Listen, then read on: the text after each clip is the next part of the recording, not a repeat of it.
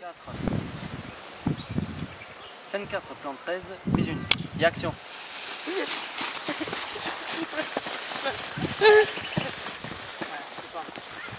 on va voir, on sait jamais.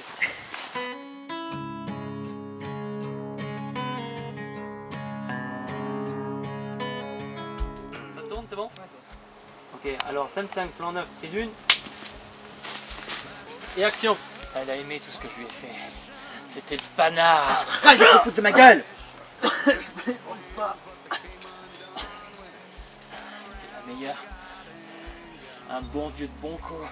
L'idée de départ était d'écrire une histoire de vengeance.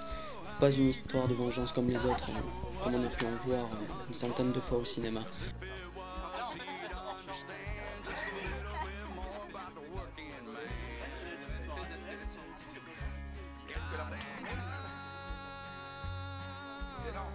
Eh bien Fritz, en fait, ça a été pour moi une nouvelle expérience que j'avais jamais eue avant.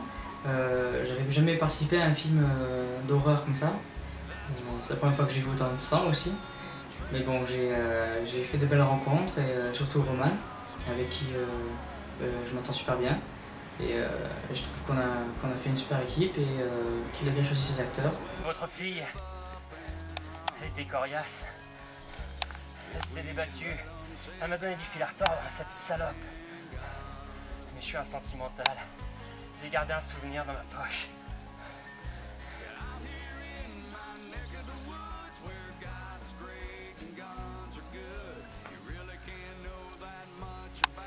Regardez-les, ces imbéciles. Ils m'ont vu avec elle. Ils n'ont pas bougé.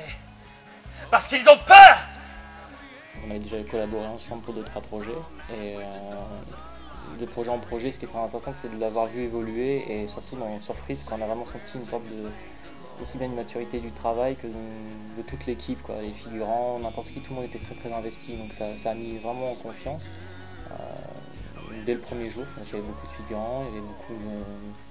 Non, tout le monde était très investi, c'est même assez surprenant, je pense, de la part des gens qui n'étaient peut-être pas forcément dans l'optique de regarder ce genre de film, peut-être parce que voilà, c'est assez particulier, ça peut être assez violent, et tout le monde s'est vraiment donné à fond, ce qui met très à l'aise les acteurs. Fritz est un hommage au cinéma des années 70, comme Cannibal Holocaust, Aspect Army Grave, ou encore Spider-Baby. Je voulais retrouver ce style de mise en scène qui était beaucoup plus osé. Les réalisateurs de cette époque débordaient de créativité.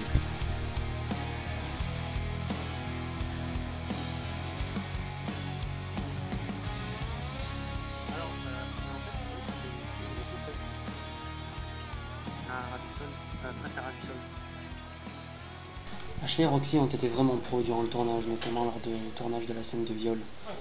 Au départ, en écrivant le scénario, je voulais rajouter une scène crue où on verrait Henry passer de pathétique à sadique. Mais je m'étais résigné à ne pas l'écrire, tout simplement parce que je pensais que personne n'accepterait de jouer ce genre de scène, vu surtout le bas budget du film. Mais Ashley et Roxy m'ont appelé pour me demander de l'écrire, et ils étaient prêts à la tourner. Lorsque nous avons tourné cette scène, ils ont livré une performance au-delà de ce que j'imaginais. Vous êtes prêts? Tu es prête? Moteur, c'est bon, ça tourne, et allez, action!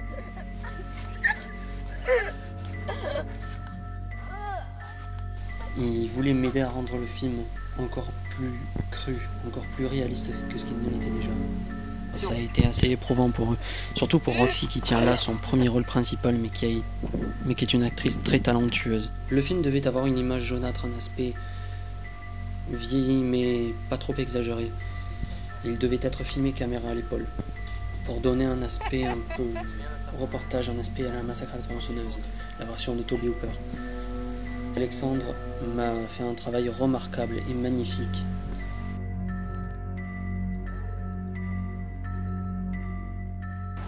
En termes d'image, j'ai essayé d'illustrer au maximum les émotions des personnages et tout ce qu'ils vivent.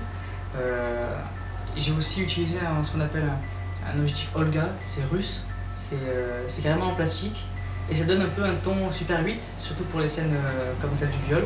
Et aussi pour l'étalonnage de l'image, j'ai beaucoup fait un ton orangé pour donner un peu, comment dire, une image un peu angoissante et stressante. Ça vous donne pas l'impression d'être un gros pervers de faire des scènes de viol? Non, non, Bien tourné. c'est la routine. J'avais déjà participé à beaucoup de films, mais je n'ai jamais participé à des films violents. Et là, j'en ai eu pour mon compte parce qu'en fait, il y avait du sang tout le temps, quoi.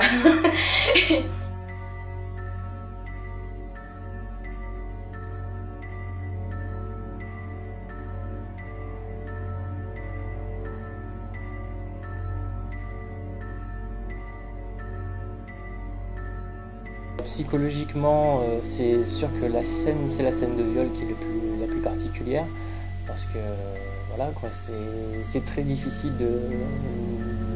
d'envisager de faire du mal à un petit bout de femme comme Roxy Morgan, donc ça fait